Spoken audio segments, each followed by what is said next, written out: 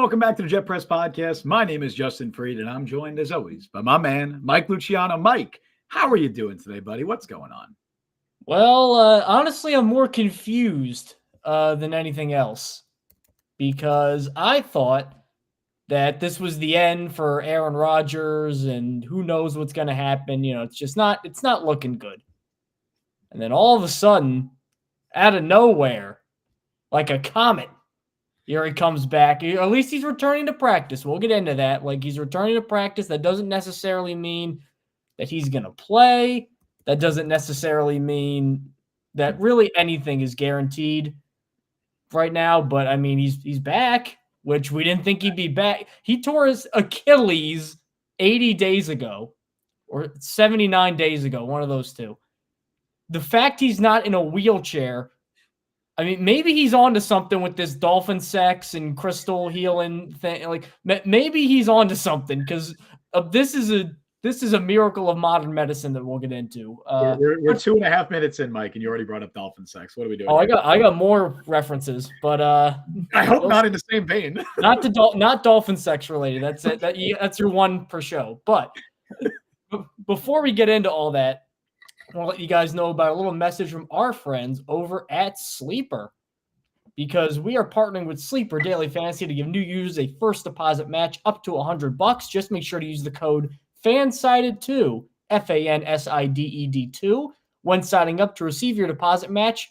Please remember to always game responsibly. Scan the QR code on the screen to see if you qualify. And you can find us on Apple Podcasts, Google Podcasts, Spotify, Overcast, wherever it may be to get your podcasts. We're on all those sites, and YouTube and TikTok. Make sure you subscribe both there. Make sure you give this stream a like, too. Make sure you leave a 5-star review on Apple Podcasts. Again, for driving us up those review charts, not for ego reasons. So now that we got the housekeeping out of the way, Justin, Aaron Rodgers apparently is the best at what he does, even if what he does isn't very nice. Do you get that reference? Is it dolphin sex related? That's Wolverine's catchphrase.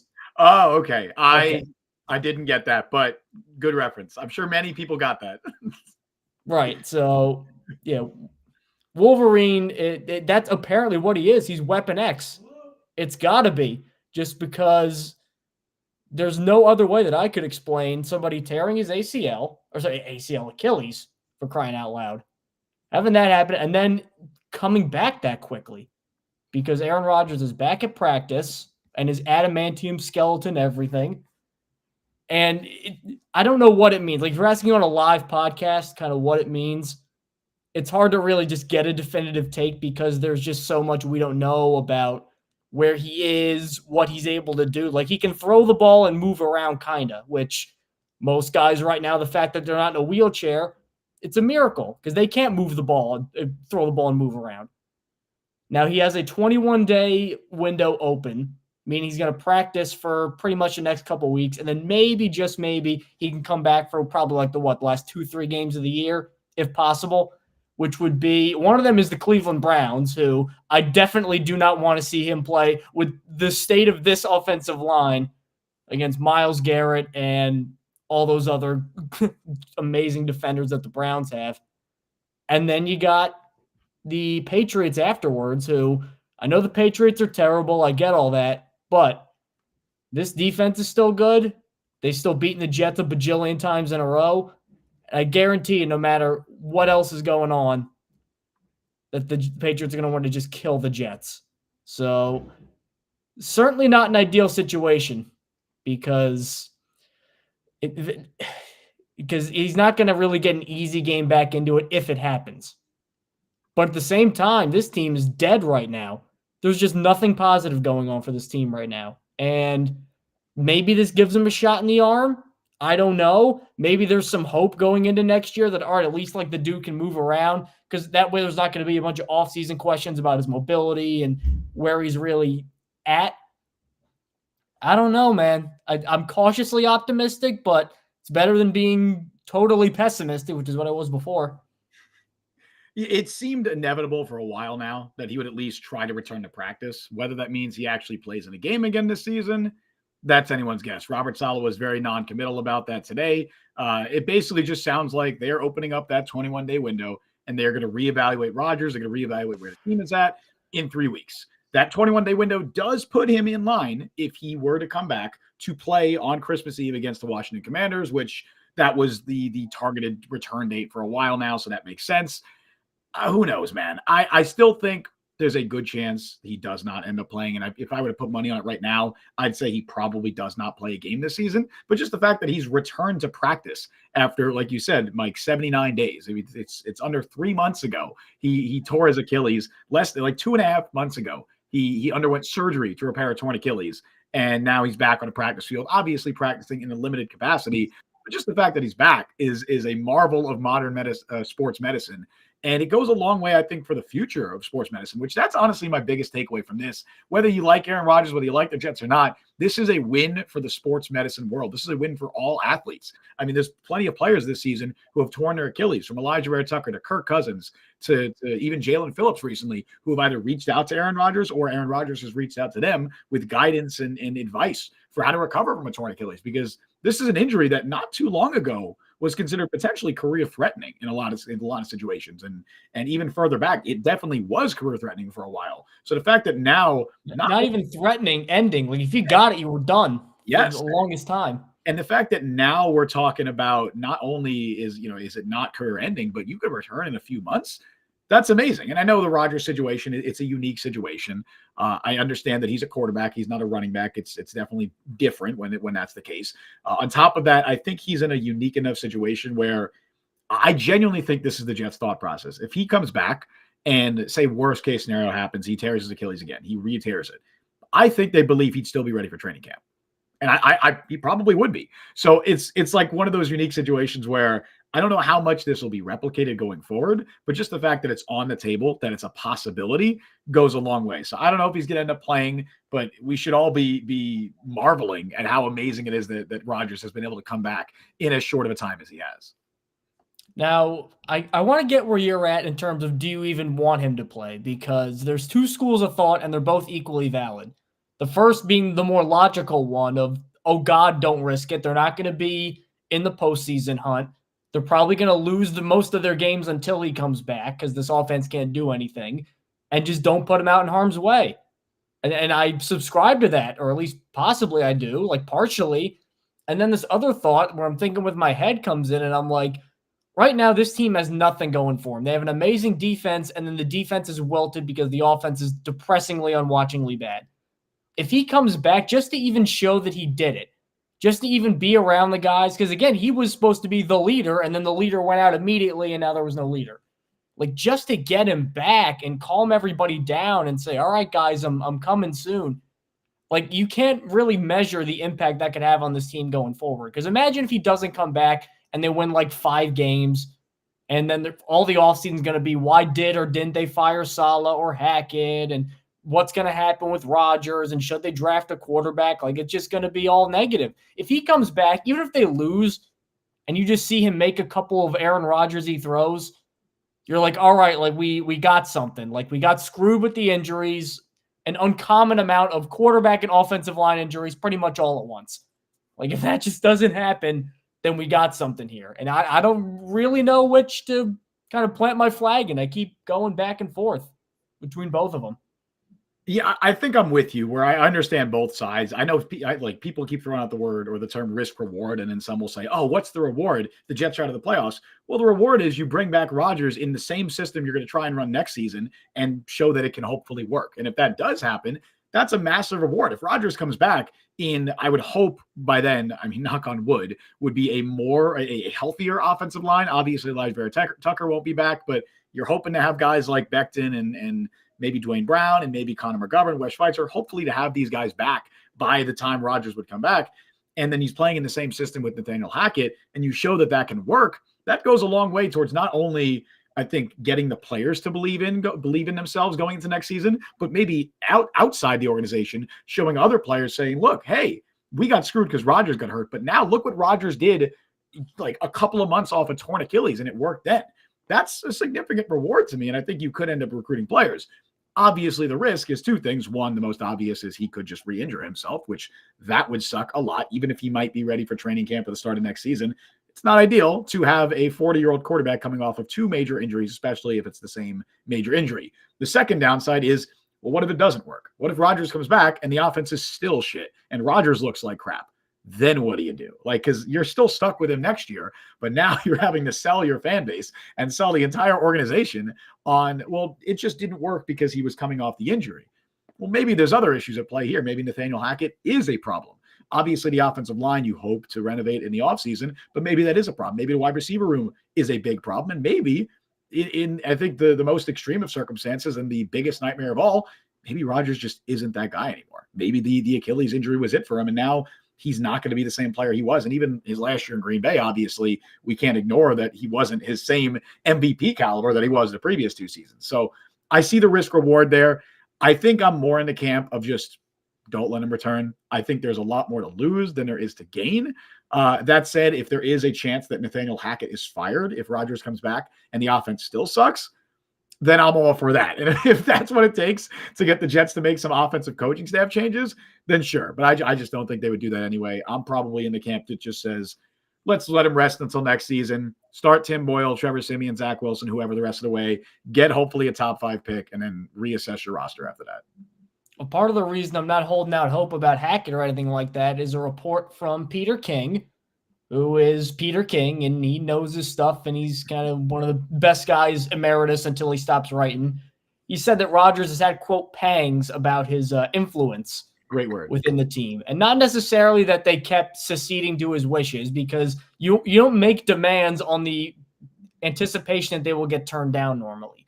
Like, he wasn't hoping he would go sign Randall Cobb and they'd go no. That wasn't the problem. But it seems just from reading that and how Peter King kind of framed it, that Rodgers kind of had this, oh my God, what have I done moment where he realized how much of the Jets are really kind of built around him. And how much he, more than he thought, definitely going into it, was just, all right, Aaron, cover up all these problems. Because now he is, 1,000 feet away from the team, and he's seeing what all the fans are seeing, which is the offensive line. Like, when healthy, it's okay. It's still not amazing. And then all the depth got massacred. So this is still probably not anything more than an average unit, even at full strength. He's seeing the wide receiver problems. He's seeing Robert Saleh still be a good defensive coach, but I don't necessarily think he strikes the right tone in terms of disciplining players sometimes. Like, I think he's too hard on guys who may not deserve it all the time and too easy on guys who do. He's seeing certainly the Hackett problems. I mean, I think when you're in it, like, Rodgers' defense for this offense has always been, well, I won 2 MVPs in it, so it works. And, like, kind of, yeah, but also, like, screw you. Like, that you're not a regular quarterback a little bit. And also not the same offense. That was Matt LaFleur's offense, like, with Nathaniel Hackett. It wasn't only Nathaniel Hackett's offense, Right. So now the question I had, like, Rodgers, I'm glad that he at least has enough self-awareness to realize, like, okay, this is more on my shoulders than I thought, and I probably made it more on my own shoulders than it probably needed to be. What I'm curious to see how the Jets react in the offseason, and honestly very early in the offseason when it's, do we bring back coaches or not? Like, those decisions get made very quickly, is how much weight are they going to put on Rodgers' opinion and his influence again? Because we keep coming back to Hackett because Saleh seems like a lock to come back despite all the WFAN callers, and Joe Douglas, for all my concerns about him, like, I think they're both going to get a mulligan because they planned for Aaron Rodgers and they never got him. And Robert Saleh still has that NFL quarterback in 3 years.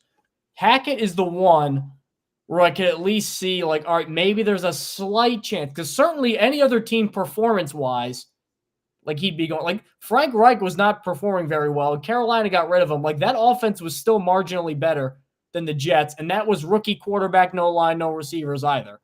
And they got rid of him. Any other team, any other quarterback, Hackett is, for the second straight year, not making it to the end of the season. Why are there no even thoughts of that? Well, it's because of Aaron Rodgers. So hopefully, what I hope Aaron Rodgers realizes too is sometimes players need to be protected from themselves, and they need to have their opinions shot down and go, no, we're hiring this guy. Like, Rodgers didn't grow up with Nathaniel Hackett. They weren't like best friends at the age of 8. He got brought on as Matt LaFleur's coordinator, and then that's when he took a liking to him. Maybe you'll take a liking to another offensive coordinator the Jets hire. How do you know? You won't if you keep sticking with Hackett.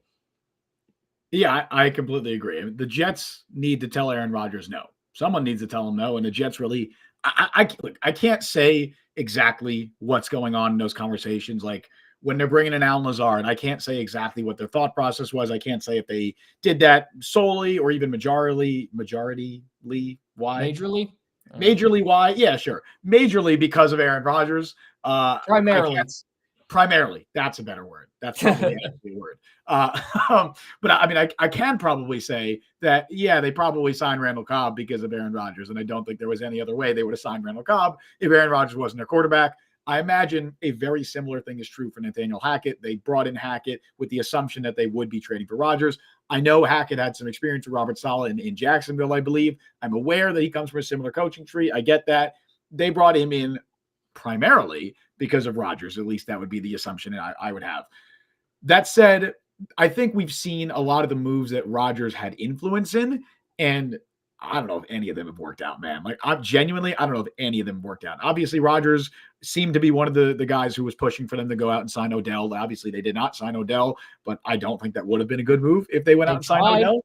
They tried. They definitely tried. They brought in Hackett, Alan Lazard, Randall Cobb, even you could say Billy Turner. Although I think Billy Turner was probably more of a Hackett decision than a Rodgers decision. Dalvin Cook, seems like Rodgers pushed for that one as well. And I know he's been a little bit better as of late, but I don't think that they got the player that they were expecting to get. And that's on the Jets. That's on Rodgers. So the Jets need to find a way to tell Aaron Rodgers no. And I think that also needs to apply to the end of this season. And unfortunately, we're seeing now that they're not going to tell him no. The Jets have already made it very clear that if Rodgers wants to return and he gets cleared by doctors, he's coming back. It doesn't matter what they're thinking about it. They're saying, look, it's on you, man. If you want to come back, it's all on you. I think this is a situation where the Jets should probably protect their own player and also say, look, really, like genuinely, what do we have to gain from this? What do we have to gain from you coming back? I know we just went over it. There's a couple of things they have to gain, but realistically, they have a lot more to lose than they have to gain. So I just think that they need to find a way to tell them no. Yeah, Brian in chat saying maybe Adrian Amos is the lone Rodgers connection that's some sort of worked out. Yeah, I mean, obviously they had the time in Green Bay, but I'm not sure if Amos, I'm not sure if Amos came to the Jets because of Rodgers.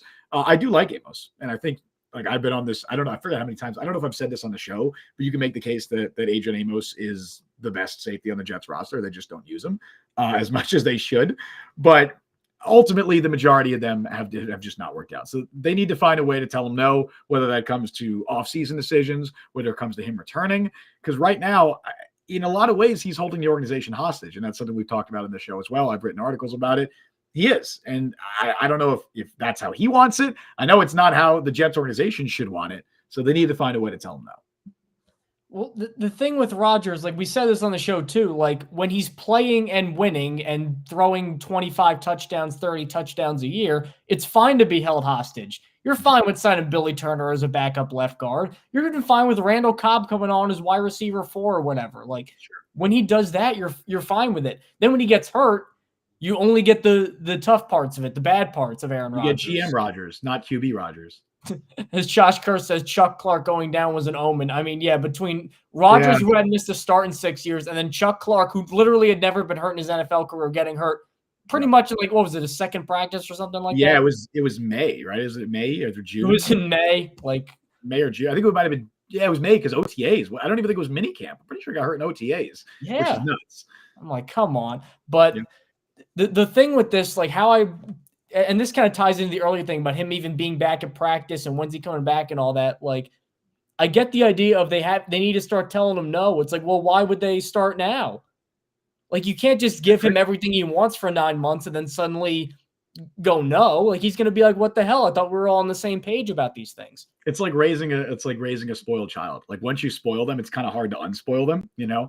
And you can make that analogy, but not to say that Rodgers is a spoiled child. That's not what I'm trying to say here, but I'm just using that analogy to say that's kind of how the Jets have treated him. They've treated him as they put him up on a pedestal, and he's making, I don't want to say he's making the decisions, but he definitely influences a lot of decisions, a lot more than most quarterbacks do, because sure, quarterbacks have say in decisions. Definitely when it comes to picking an offensive coordinator and coaching staff, if you already have an established quarterback in place, they're going to help make decisions. But I don't think teams really do it to the extent that Rodgers have. I mean, they have in the past. We've seen it with Brady and the Bucs. We've seen it with Peyton and the Broncos. But obviously the difference here is that Rodgers got hurt. And the difference, though, is like it's the decision. Like, I get listening to your star quarterback. The problem is Peyton Manning was like, go get me Wes Welker. And they did, and he was really good. And Brady was like, go get me Gronk and Antonio Brown before you went really loopy. Yeah. And they did, and it worked. Like, Rodgers is doing the same thing. It's just all the guys he picks are Billy Turner, and he's probably going to ask for Jake Kumaro at some point. Like, yeah. See, that's what I'm struggling to weigh with. It's like, philosophically, I have no problem with asking your quarterback, who do you want as your third or fourth receiver? Because guys that aren't even Brady Manning probably get their way and things like that. Like, I totally get it. You want to keep your quarterback happy. Totally.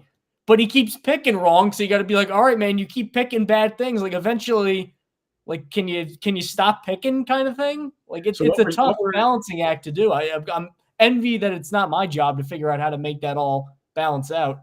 What we're saying is that Rodgers needs to be friends with people who are better at their jobs. That's basically what we're saying. Yeah, why? How come Rodgers' friends are Hackett? Why couldn't Rodgers be friends with Kyle Shanahan or Ben Johnson? Why couldn't he be friends with DeAndre Hopkins? Like, well, why? Imagine he was friends with DeAndre Hopkins, dude. Like, Jets would have gone after him immediately. I just the Hackett thing. Like, I know it's that to me. I think is more upsetting because it'd be one thing if like they just schematically were this perfect fit, and I mean they fit together to some degree. But it'd be one thing if it was just like this football marriage made in heaven. He's like, this guy knows what he's doing. Go get my guy. The thing that irritates me with the Hackett influence is it's very clear that it's not football related. It just seems like it's because he likes him as a guy and he's cool to be around. And again, I get the defense all the time. Well, you know, when I'm in, the offense works and I win MVPs. It's like, okay, yeah, you're not Zach Wilson. You're not even an average quarterback. You're Aaron Rodgers. I'm all for being humble, but come on, man. That's just we know why Hackett worked, and you know why. Yeah. You can say it. You can get a better coordinator in here. I'm sure you'll like whatever Shanahan guy that runs pretty much the same offense with just better play calling tendencies that they would bring in over Hackett. I'm sure you'd like him. Probably, but ultimately, look, this is what the Jets signed up for. They signed up for everything that comes with Aaron Rodgers. They signed up for a once-in-a-generation quarterback and one of the greatest players to ever play the position, and they signed up for a guy who I think I'll be nice and just say has his flaws as a human being, probably, as we all do. But they signed up for that as well, and unfortunately, they didn't get the quarterback because he got hurt after 4 plays, so they're only getting that side of Rodgers. They signed up for this. This is the regime they plan to run it back with next year. As much as we could talk about how we hope Nathaniel Hackett's fired, I really don't see any scenario where they actually go through with that unless Rodgers comes out and says, hey, yeah, you could fire this guy. But I don't think he's going to do that. So they're going to run it back with the same regime next year. They just got to hope that a 40-year-old Aaron Rodgers coming off a torn Achilles is still good enough to get them to where they need to be. And I don't mean that as like a pessimistic thing, because I genuinely believe there's a reality where he could still be good enough. I do believe that. Obviously, 41 in December too, people forget, because his birthday soon. So next year he'll be 41 in December. Yeah, his birthday is Saturday, I think. So the second.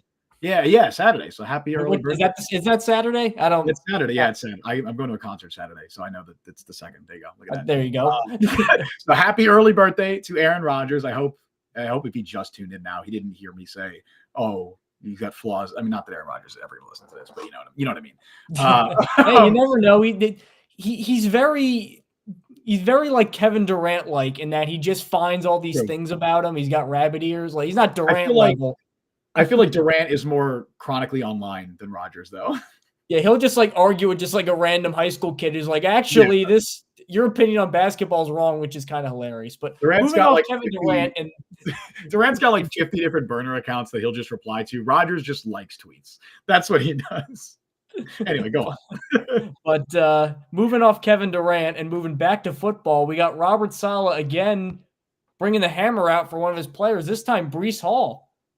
And this is like, I will give Saleh credit. Like he always has said, he's not going to just scream and yell in people's faces, which I've given Brian Dable a lot of crap for, because the Giants, there's a lot of things wrong with the Giants, and Brian Dable is very quick to yell at people and make it seem like it's not his fault. Like I at least respect. I'm sure Saleh's hard on these guys when we don't see it. I can't believe that he's not at some point, because these guys are playing poorly.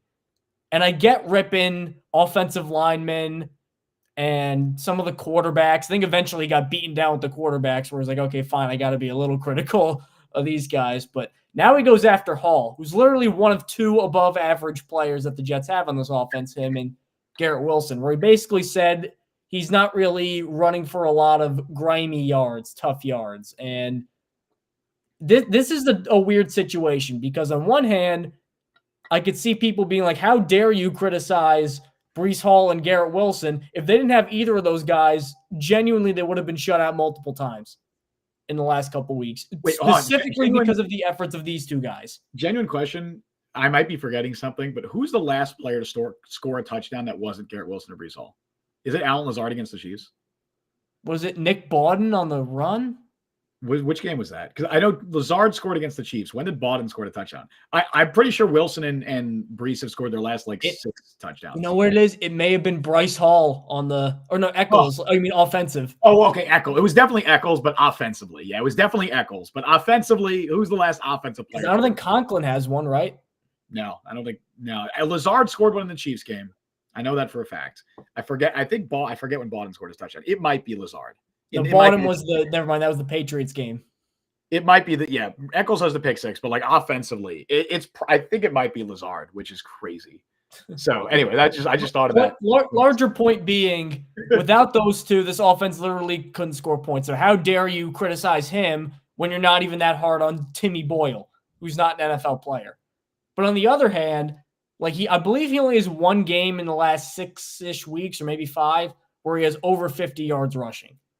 And part of that is horrendous play calling and schematic design. Part of that is the offensive line, not an exaggeration, quite literally, is pulling people off the street to not only play but start Chris Glazer. That's literally what's happening. So I get a running back struggling in that degree, but there is some truth in that because, there have been some times where Breece has gotten the ball 3rd and 1, 3rd and 2. Why didn't they throw it? Sometimes people are just critical in hindsight. On 3rd and 1, 3rd and 2, giving the ball to your running back, who's your best offensive player, that seems like a dummy. It makes sense. It makes a ton of sense, and he hasn't really got him.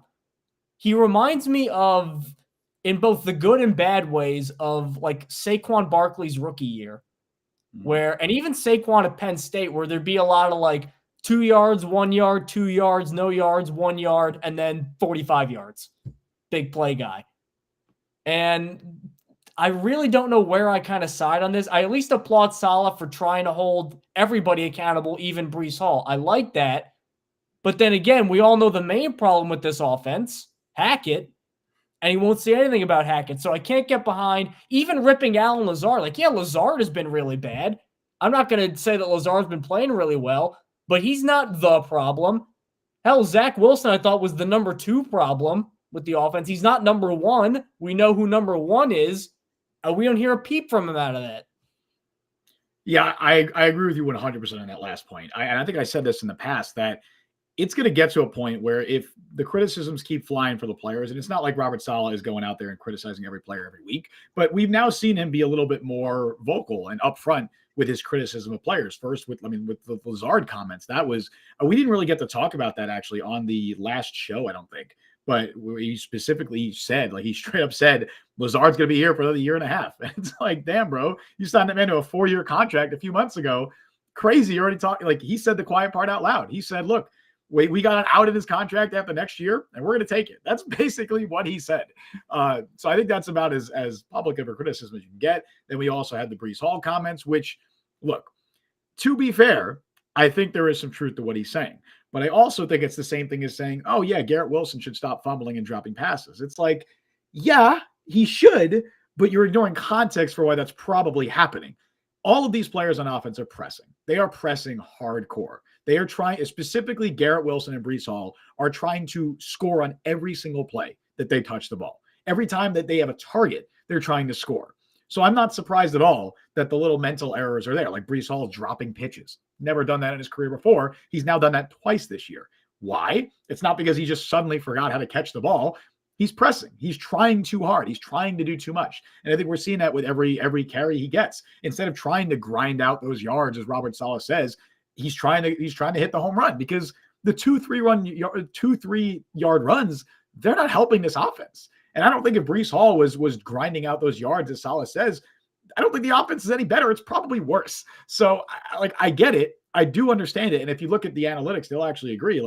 Breece Hall, I'm pretty sure, has had negative rushing yards over expected in his last 5 or 6 games. So yeah, the O-line's bad, but he's also not living up to how good he should be.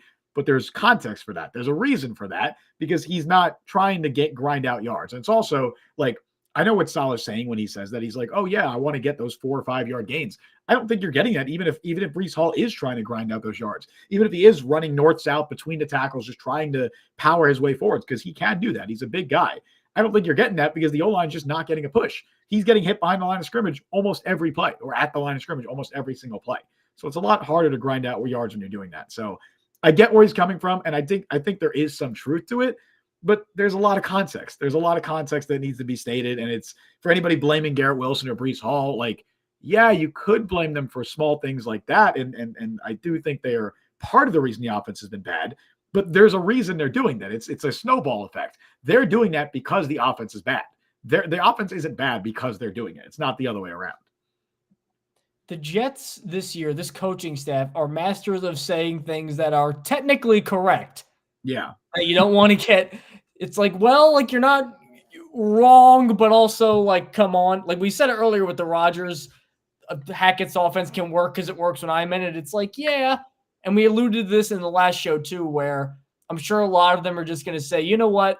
There's just a ton of bad injury luck this year. Who could win with this bad injury luck? And also like, yeah, but also you're scoring literally 6 points every single week. If your defense doesn't allow 13 points and force like 3 or 4 turnovers, which is a superhuman feat, you literally can't win.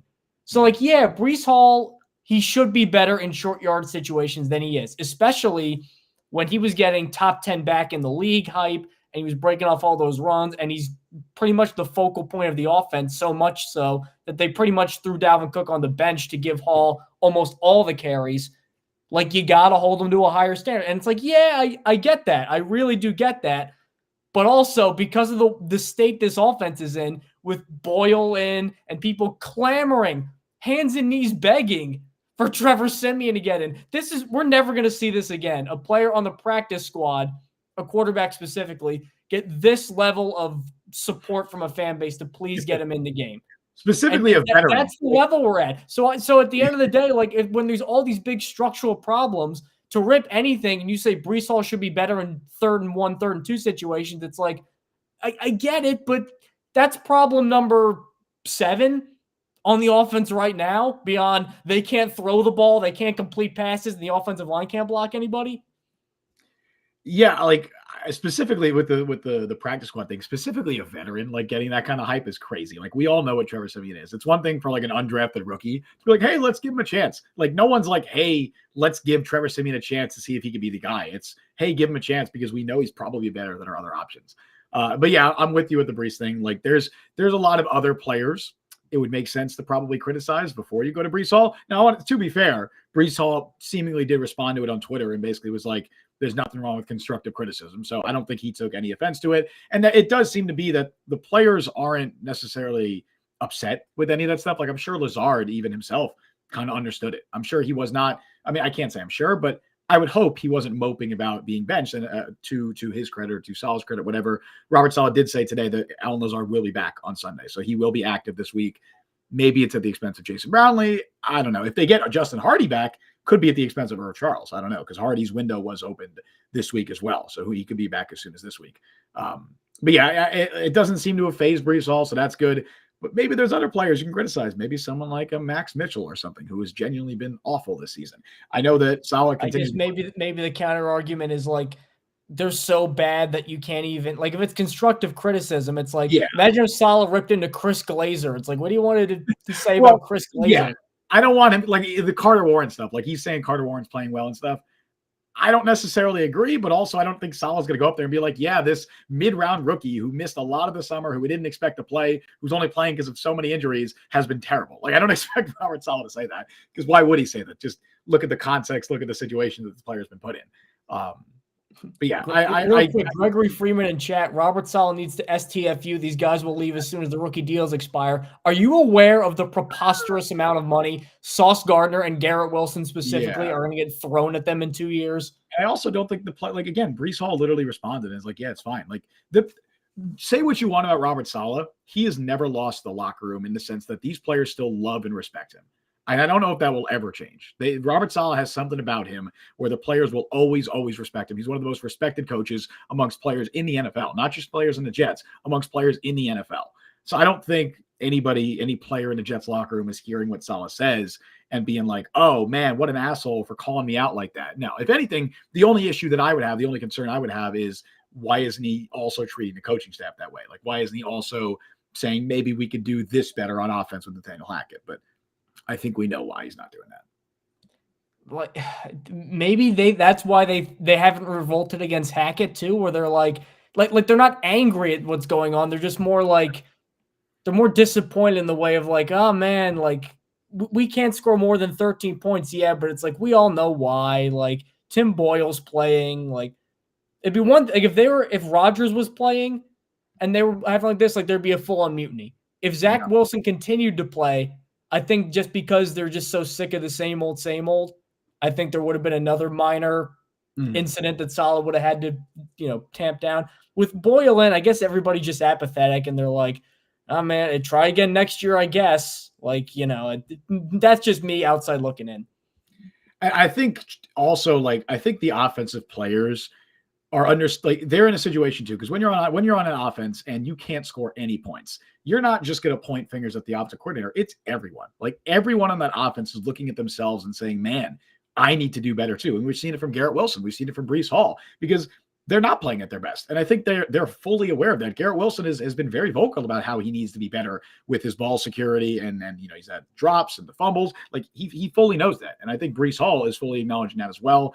I think that plays a part in it as well. I don't think they're going to turn on the coaching staff because they also realize, specifically the offensive players, they need to be better too.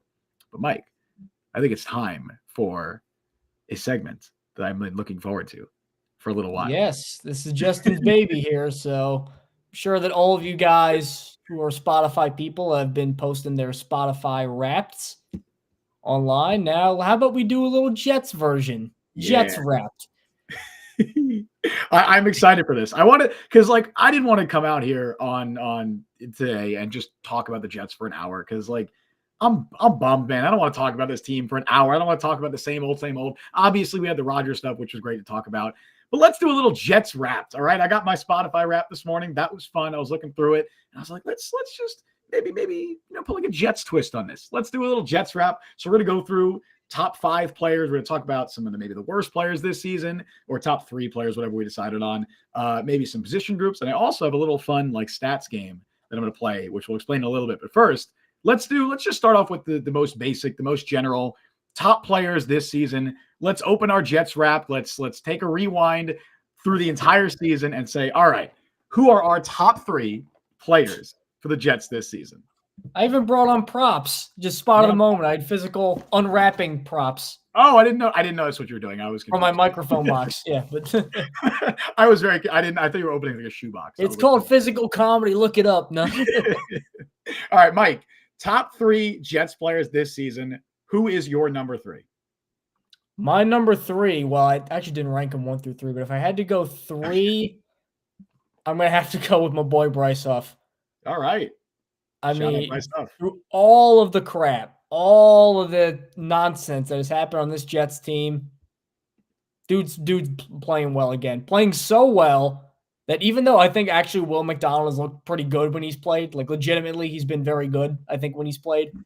There's not even really a thought of getting him a ton of more snaps because you got this guy who still, I think, has the best get-off time in the league, one of the best pressure-to-sack rates in the league, one of the best pressure rates in the league.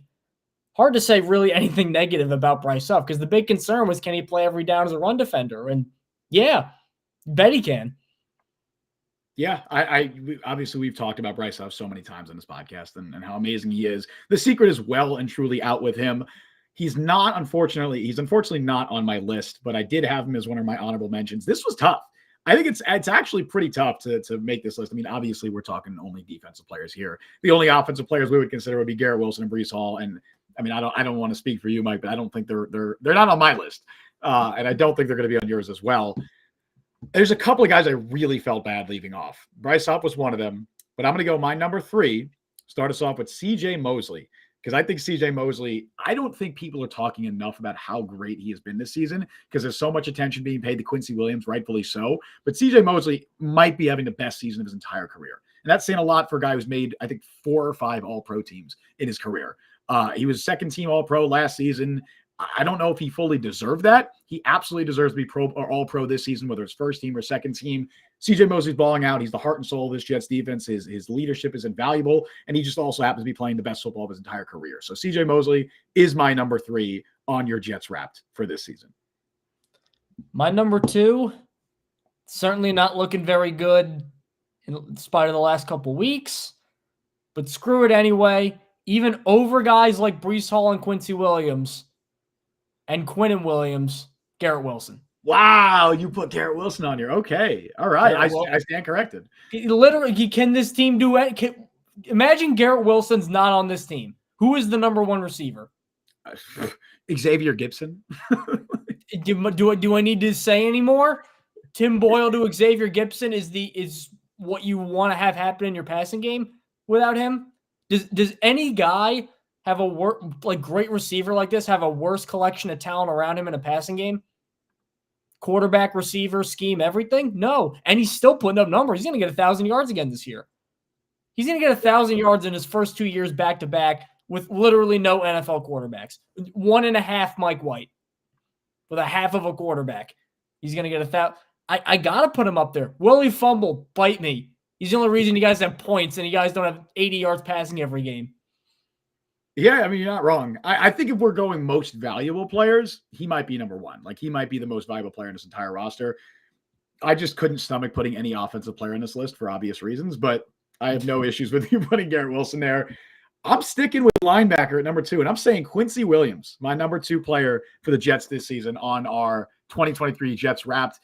You cannot, I don't know if you could find a player in the NFL that has taken a bigger step forward than Quincy Williams. If the NFL had a most improved player award like the NBA does, Quincy Williams would probably be the front runner for that because he went from a guy who I thought going into the season was a fringe starting linebacker. Legitimately. That was kind of the assessment of him. I thought that the contract the Jets gave him was honestly maybe even a little bit more than he deserved, given what he had put on tape before that. He's a very inconsistent player.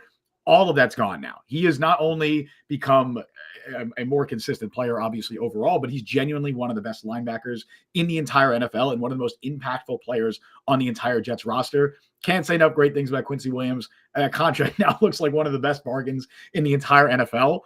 So Quincy Williams had to be in my top 3. He's my number 2. I mean, him and his brother are probably 4 or 5, with Mosley 6 in my estimation. But for number 1, hasn't been perfect this year for him. It's certainly, I don't think maybe as good as last year, even though it's still very good. But I can't look at someone who I think is the best cornerback in the league and not put him at number 1. So Jet Press interview subject Sauce Gardner, still number 1 on my 2023 Jets Wrap. He is so good that he can just give up regular 20-yard completions that other cornerbacks give up 2 times every single game. He can give up 1 of them in 3 weeks, and people will still find ways to hate. I've truly never seen anything like it because he's a good young guy with a cool nickname, and he's funny. Like, normally that should be everything people love, but people don't like him for some reason. I don't know why. Sauce is the best player on this Jets team. They're going to give him an obscene, eye-watering contract the second that they can. Yeah, Mike, I couldn't agree anymore because Sauce Gardner is also my number 1 player.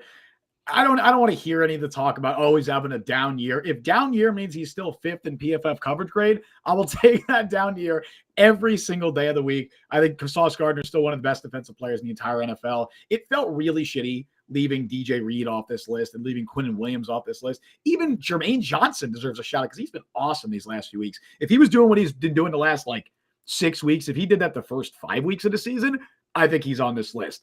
But Jermaine Johnson deserves a shout out as well. But ultimately, Sauce Gardner, I think, is still the best player in this Jets roster. I still think he's had an amazing season, regardless of whether it may not be as elite as last season. I mean, this is how the cornerback position is. Every year, there's a different player who is the best at his position at any given time. That's how it works. I mean, you could argue this year it's probably Deron Bland, given all the interceptions and the pick sixes in terms of value he adds. But I think Sauce Gardner is still one of the most elite players in the entire NFL. I think he's the best player in this Jets roster, and I would say that he is my number one for our Jets Wrapped in 2023. It's a unanimous decision. We both agree it's Sauce Gardner. So now I believe you had a second part of this, didn't you, True. Justin? So we have a couple things. Let's do bottom three players next. Let's do bottom three players, which this is not really in the spirit of Spotify Wrapped, but I feel like we can't just be all positive about the Jets. This right was now. harder than the top one. It was, because there's a lot of candidates here. I started it off. I'll give you my number three to start it off. This was tough. And in fact, I just made a last second change right before I did this. I originally had Allen Lazard as my number three. I dropped him off the top three just because I still think he's better than what we've seen from him. My number three is Randall Cobb. I don't know what else there is to say about him. I mean, you could argue he's the worst. That'd be fine. I wouldn't disagree. He's washed. He's not good. He's not an NFL caliber wide receiver anymore. I mean, I had a whole rant about him for about 30 minutes a couple months ago, or like a month ago. You can go check that out if you want to hear me talk about Randall Cobb. But he's bad. He's my number three. I don't think anything else needs to be said. He's my number two. So okay. Who's your number my three? number two. What else more needs to be said? The guy was a starting number three wide receiver who played half the snaps every game, and he had 3 catches before they took him out. Like that's impossible. That should be impossible. That was hard to do in the 70s when they barely did 3 receiver sets. And yet here we are with Randall Cobb again. My number three, so ahead of Randall Cobb at 2, I guess technically ahead, quote unquote, would be CJ Uzomah. Yeah. Because this was another guy we've been banging the drum for forever. Take this guy out of the game. There's just no utility. And the things he's good at, Jeremy Ruckert is also good at. Now, will it make a difference in their offense materially? No. But we were saying for weeks they weren't even trying the simple things that could fix this offense. One of them being Ruckert and Uzomah out. It seems they finally got the memo. He's probably not going to be back next year. Totally nice guy. Him and Hackett are probably a hoot, probably a riot together. Him and Tim Boyle, too. They're probably all great hangs. The Jets got to have like the best hangouts, man, because that's the only reason I can see why those 3 guys are still on the team. We saw that on Hard Knocks, how fun that group is. Uzomah just missed the list for me. Maybe I'm being too mean. Maybe I'm being a dick. But I have Zach Wilson as my number 2. He's probably your number 1, actually. Now that I'm bet he is. Zach Wilson's my number 2. I'll spoil it now and just go right to it. Tim Boyle's my number 1. You could flip them. I can't even put him on there. He's so you could flip them. I just think Tim Boyle is not a rosterable player on any team. I don't know if he makes an XFL roster. So I got Tim Boyle as my number 1. But if you wanted to flip him with Zach, if you want to put Cobb there, if you want to put Uzomah, I'm not going to argue it. I honestly don't care. Zach's my number 2. He's just not an NFL caliber quarterback right now. You ever see, you know the New York Times food critic? Imagine if they went to a McDonald's and they're like, "This burger sucks." It's like, man, what'd you expect? Know he probably knows he sucks. It's true. He knows that he can't execute these things. Like Wilson at least Wilson may not have been number 1 if it not have been for the truthers. He would have been 2 or 3. Oh, so you're letting the outside fan influence your decision. Okay, Justin, this is not a difference of opinion. This is allegedly watching an entire game and completely misunderstanding reality and saying not only is Zach Wilson not bad, but he's actually good, and every single person around him is making him not good. That's the level of psychosis you have to believe to be a Zach Wilson truther, and there's millions of them. I will never visit the state of Utah in my life because of this. This is a great comment. I don't even like Jaron Hall now because of what Zach Wilson has done to BYU in my mind. All right, I see why Zach Wilson's your number 1. We got Josh in chat said Zach Wilson better get ready to learn XFL-ian. I love that Adam Silver meme. That's great. He's going to dominate for the Seattle Sea Dragons. He's going to dominate. Would he really? I don't know. I'm actually really interested. I want to hear what others in chat have to say about who are your top 3 players, your bottom 3 players. I'd love to see that as well.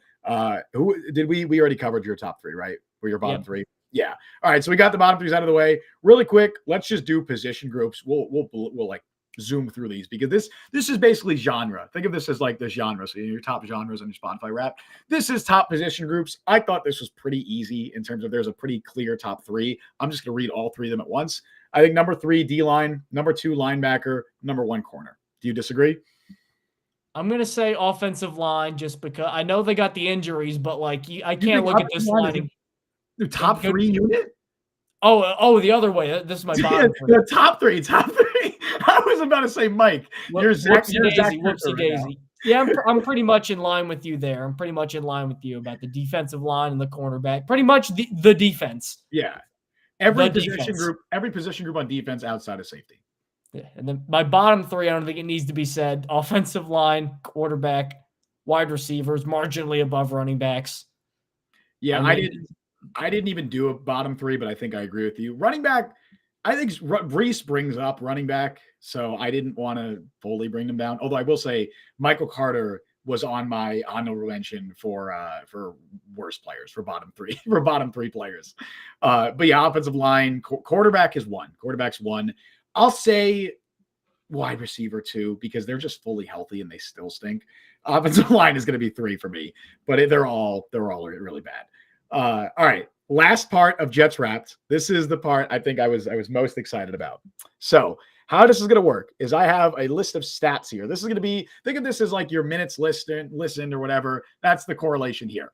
I have a list of stats. I'm going to read you a number, and you have to tell me. Some of these are going to be easy, some of them are going to be hard. You have to tell me what statistic that number corresponds to. Now, we'll start with an easy one, and it's going to be all related to like the Jets' current season, right? If I tell you the number 4, what is the first thing that comes to mind? The number of plays that Aaron Rodgers has played this year and the number of wins they have. It is also the number of wins. There's multiple correct answers for that. But the answer we were looking for was the number of snaps that Aaron Rodgers played before he tore his Achilles. Is 4. 4 snaps. So that, sorry, I had to. I feel like that defines. Every time I hear it, it's like it just happened. I will, as a spoiler, a lot of these numbers are not very positive. It was hard to find significant positive ones that had notable meaning. Anyway, let's maybe go a little more positive with this one. So we had 4 for that one. What about 79, Mike? What about 79? This is a new one. It's a new one. We talked about it on the show. I'm going to guess it's related to defensive pressures. No, we just talked about this on the show. Remember, we were talking about what it's related to number 1. Oh, the days. 79 days. By the way, the record beforehand for coming back from an Achilles injury, I believe, is like 170 something for Cam Akers. He basically cut it down from 100. Yeah, so this is crazy. We called it before a medical miracle. Like part of me is like assuming he's not fully healthy, so I'm like, I can't even call it a medical miracle because medically it didn't even get finished yet. Like this is such a weird situation. It is, but yeah, the correct answer was 79 days in between when Aaron Rodgers tore his Achilles to when he returned to practice, which it's remarkable. It's unbelievable. Next one, 41. 41. You remember what this is? This was another long-running Jet stat that recently ended. Oh, the drives. This was how long they went. Consecutive drives without a goddamn touchdown in a league where teams score 3 touchdowns every single game. That is correct. 41 offensive possessions without a touchdown spanning from week 8 to week 11. This is a great spot. And then they broke it with a freaking dump-off check down to Brees Hall. It was basically like a handoff. Then that's the only reason they won that. Well, not the only reason, but it's one of the only reasons they won that Giants, or not the Giants game. That was week. What am I talking about? That was the check down to Brees and then went crazy. That was in week 8. Yeah, the week 11 they just snapped it in week 11. But anyways, that's 41. The next one, or maybe I don't know if this could be harder, but 13. I can give you a hint if you need one. That sounds like the number of offensive linemen that have played. You nailed it. That is exactly Whoa! This is Guess the Jet on steroids. Yes, it is. This is 13 is the number of different offensive linemen who have played in a game for the Jets this season. Mike, as an added bonus, do you think you can name all 13 of those offensive linemen? There's one that might trip you up because Chris Glazer, because we said that before. What a way to start. Becton, Tomlinson, McGovern, Vera Tucker, Dwayne Brown, Joe Tippmann, Xavier Newman, Max Mitchell, Billy Turner. Yep. How many do I got left? 3, I believe. I want to make sure you're not repeating. Jake Hansen. Jake Hansen. That's the one I thought would trip you up because he played like 3 snaps. He barely played the end of the Bills game. I think, you're missing 2. Tackle or guard? guard and both tackle and guard. Both guards. Oh, dear. Well, no, one tackle, one guard. Schweitzer, that's one. You didn't say him. I already said Vera Tucker. One tackle left. Mitchell, Brown. You got Mitchell. Turner. Oh, it sucks how hard this is. It shouldn't, like, it's insane. No team should have to worry about this. I know. We'll get to the Falcons later. They haven't. They're healthy all year. Yeah. Do you know who it is? You got me. It is currently your Carter Warren. It is your left tackle. It's Carter Warren. But poor guy wasn't even supposed to play. You got Jake Hansen, so shout out to you because he played about 3 snaps at right guard. I think I just remember that because I had to go to Thanksgiving, and I was saying earlier, like, part of the problem with Thanksgiving is you got to talk football with people that watch like a couple games a year, and they're like, the Jets' offensive line is the worst I've ever seen, and I had to keep reiterating about Jake Hansen. Like, they're not going to know who Jake Hansen is, but like that's just why he's on the brain. Yep. So I'm glad you got that. 13. That was impressive that you got that. The next one, you might be able to get this too. -86. Times I've had fun watching the Jets this year. No, good guess. God, it is probably yards. Is that like something EPA related? Oh, you're right on the money. Yes, it 100% is. Who's EPA? The offensive EPA? Wilson's EPA? Hackett? That is Zach Wilson's cumulative EPA this season. By far the worst in the NFL. So for those that don't know, EPA, that basically means Zach Wilson, just by playing, has cost the Jets 86 points. Yeah. It's estimated points added. So that means that Zach Wilson has cost the team 86 points. Second worst is, I believe, Bryce Young with -74. No one else is above -61. Only 2 others are above -30 that have actually played this season, significant amount. So really bad, like just really bad. Who are the other 2? Mac Jones and Daniel Jones. Oh, we're real elite company that Zach Wilson finds himself. Not even close to, tangentially close to. Somehow, Clayton Tune is -36 EPA, which is unreal considering he played like one game. He played 1 game. So that's insane for Clayton Tune. This poor guy. Ugh. And then Tommy DeVito is like -30 something, but he's also not played a ton. But anyway, so that's -86. We got a positive one. 35. I'll have to give you a hint. It is defense related. 35. Sacks? No, it's a specific player related stat. 1 player. I wanted to be positive. So soft pressures. No, that's a really good guess. It is Quincy Williams run stops. You probably weren't going to get that. I just wanted to be nice. Quincy Williams leads the league in run stops, so I wanted to throw that out there. That is a positive Jets-related stat that is notable because he leads the league in run stops, on top of, I believe, having the highest coverage grade amongst all PFF's linebackers. So, Quincy Williams, shout out to you. You've been awesome. I had to throw out a positive one there. We'll get back to the negative now. 28. 28. This is snaps related, playing time related. Number of snaps Mecole Hardman had. Boom! 28 is the number of snaps that Mecole Hardman played before he was traded away from the Jets, which, again, I feel like that's a notable thing that happened this season. So I threw that one on there. He would have been wide receiver 1 if Wilson was out, which means wide receiver 2. Why couldn't I just say that? He would have been wide receiver 2. Wide receiver 2 because somebody was benched. Speaking of somebody was benched, I'll spoil the next one, although you probably going to get it anyway. $44 million. Oh, it's Lazard's. Lazard got generational wealth for this season, man. I could have also used $22 million, which is the amount of guarantees that they gave him, which happened to be the most guaranteed money of any wide receiver in this year's free agent class. But yes, $44 million is what the Jets paid Allen Lazard to play 10 games before he was benched this offseason. Last one. This is a very specific. Games I've enjoyed watching end to end.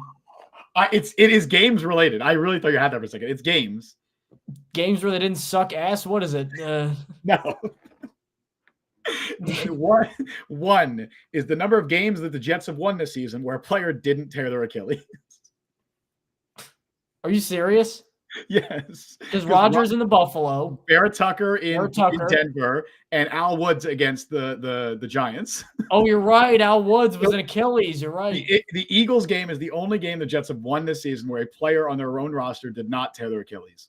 And I thought Josh Kerr says games with over 30 points. Yes. That is also true. That's the Broncos game.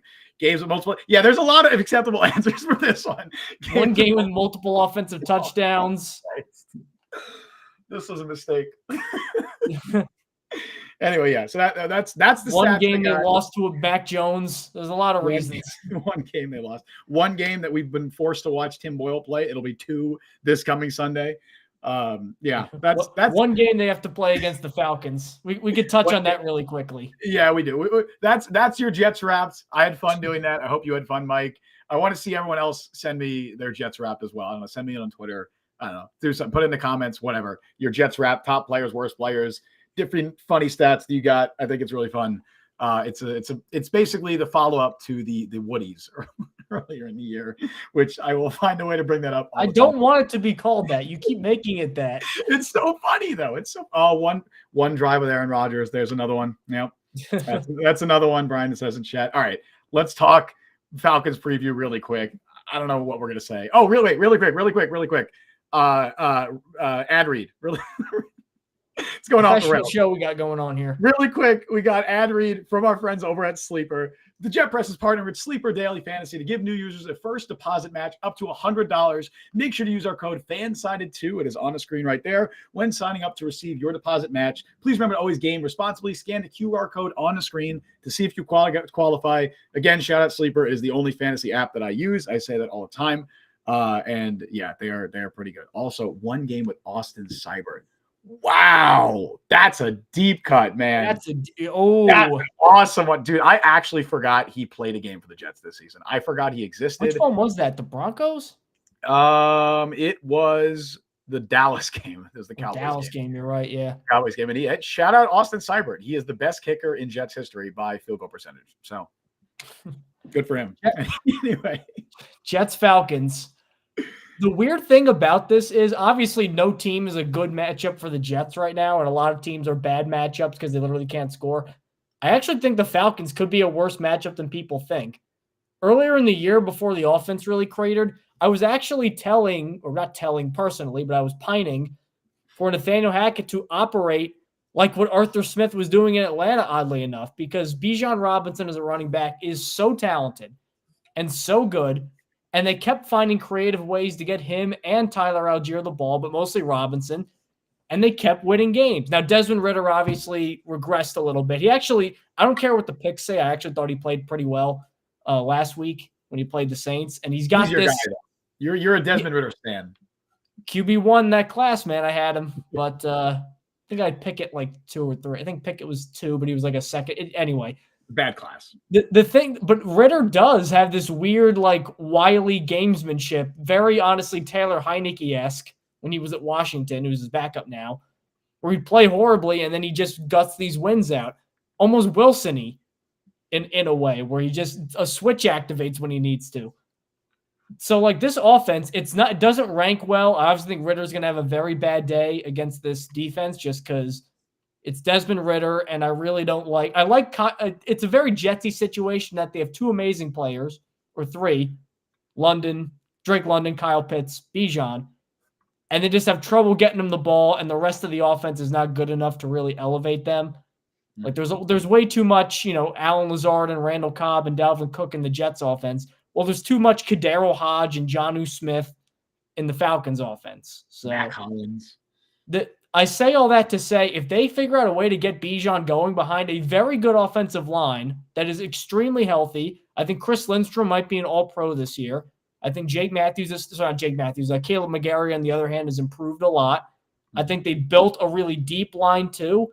Like, if they get moving on the ground, which the Jets have had problems with the last couple of weeks, like Buffalo moved it against them on the ground. Raheem Mostert had a very good game, I think, against them. I don't know. The Jets could end up in a hole. Correct me if I'm wrong. I'm pretty sure the Falcons have had their entire starting 5 start every game this season, right? Am I wrong? I think you're right.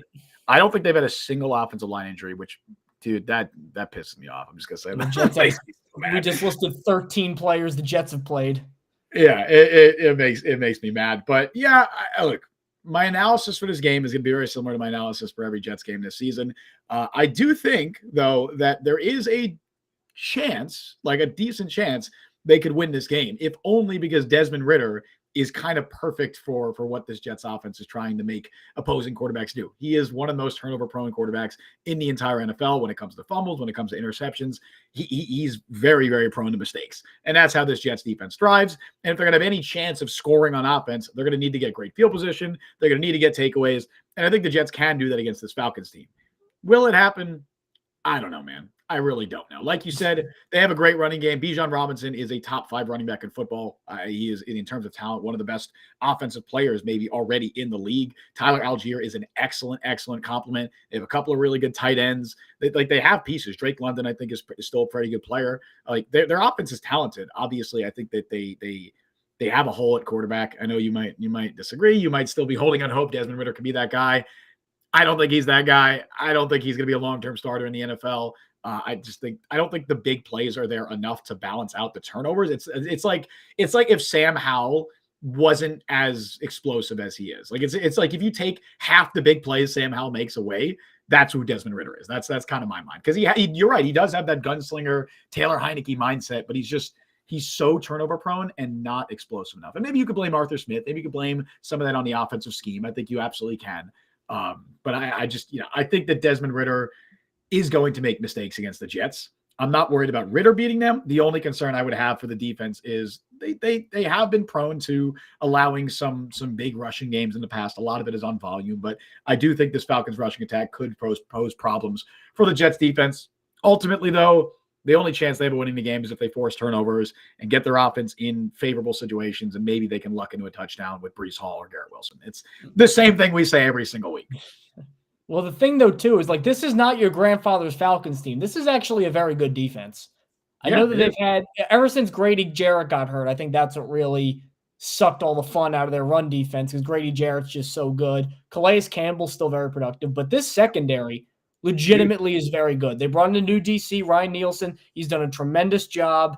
Jesse Bates has been, every single penny they put into Jesse Bates has been validated. That's a big contract, but he's performed up to it. Like, I know that there's really no, like for this Jets offense, you can't say, all right, maybe if you play a bad defense that we could get going, because they played the 32nd ranked pass defense already in the Chargers and they did nothing.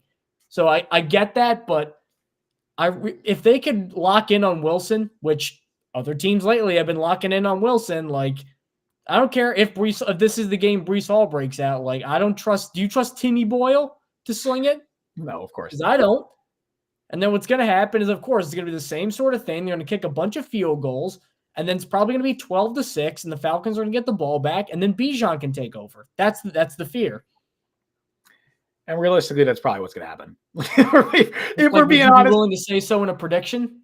Sure. Yeah, I'll say it. Falcons win. I'll say the Falcons win this game. I think the Jets get a couple of takeaways. I think I'm going to say 3 Jets takeaways, and they still lose by let's say final score 24 to, do I want to say the Jets score a touchdown? 24-9. 24-9. In fact, you have to ask questions like, will they score a touchdown? I think they end up getting 3 field goals, mostly because they turn 2 takeaways into points, and then maybe they have one drive where it's like a 2-minute drill and they get into field goal range. That's my prediction. I think the Falcons. If Jesse Bates 24. Falls down and Wilson will maybe something like that happens where they, it's like a slant over the middle, and then Bates collides with AJ Terrell, and it's like, oh, all of a sudden he's running free. It's something like that.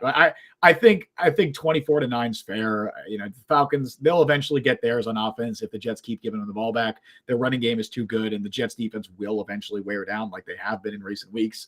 24-9 feels fair to me. So yeah, I'll say that. I'll say 24-9 Falcons win. I was going to say 21-13 right on line. You know how I knew this team was cooked? And no one's really mentioned this yet, but this was the moment to me where I knew Timmy Boyle wasn't doing anything. Early in the game, it was like the second drive maybe, guy jumps off sides to get a free play, and he checked down into the flat on a free play. Yep.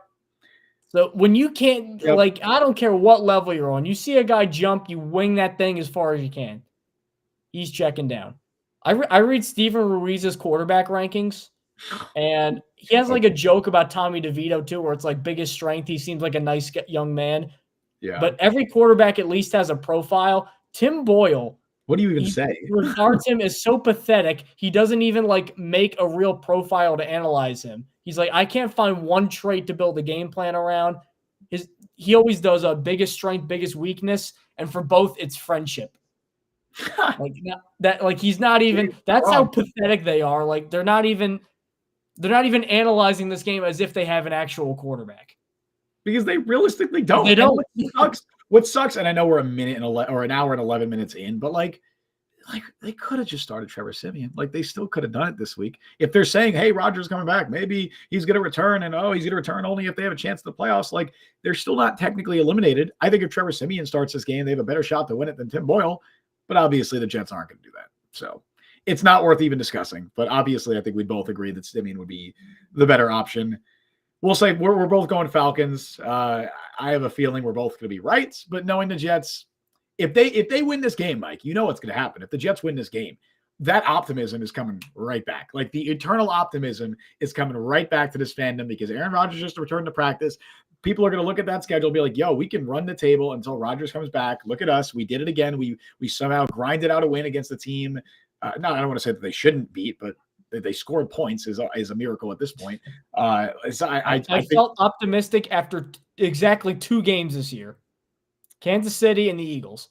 Yeah. Yes. I think even Denver, I felt like they left so much just on the table with how they were playing at the time. The Giants, we were just like confused. We didn't even know what happened. It just felt like a fever dream. The Bills was Rodgers obviously tearing his Achilles and people being like, well, that's the end of the season.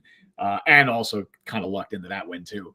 But yeah, I think that optimism will come back if they somehow beat Atlanta, but neither of us are expecting that to happen. You can check us out, though. After that game, we'll be live streaming at a rare 1 o'clock game. It's nice to finally have a 1 o'clock game. Oh. After months of primetime Jets horridness in front of everybody. Amazon paid, I believe, $100 million to broadcast that Black Friday game. They paid $100 million to show Tim Boyle to everybody.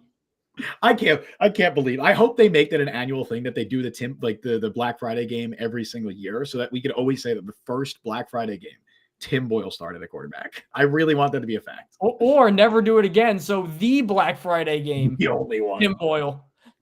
I don't know which one's better. Either they're both funny. I think the is better, honestly. Yeah, that Tim Boyle started, and they're like, well, we can never do that again.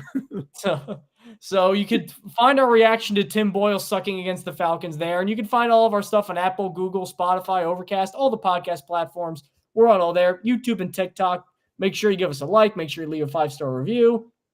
Justin, how's the Jets offense got you feeling?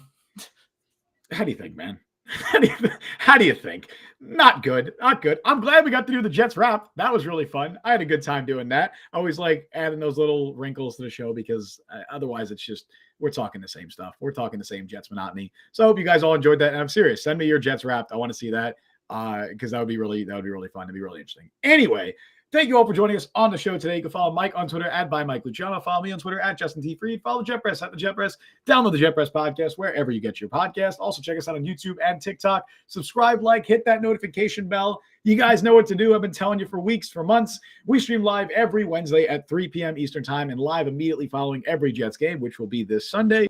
Thank you all for listening to Jet Press Podcast. I've been Justin Fried. That has been Mike Luciano. We'll see you guys next time. See you guys after we get rittered in 4K in a 1 o'clock window. I am not looking forward to it, I think is a very gracious way of saying it.